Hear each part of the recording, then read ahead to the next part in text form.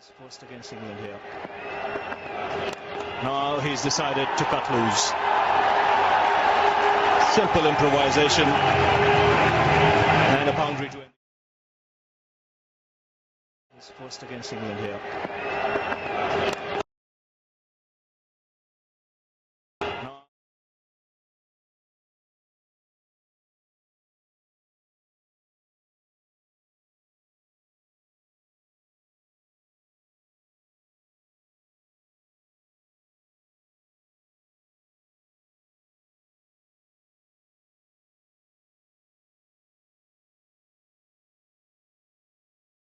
And a boundary to end the over.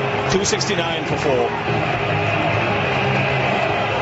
Last ball of the innings.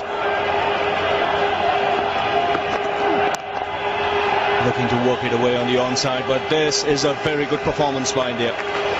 Losing 3 early wickets, they bounce back to reach 285. Tendulkar. Yet another 100 in one-day internationals.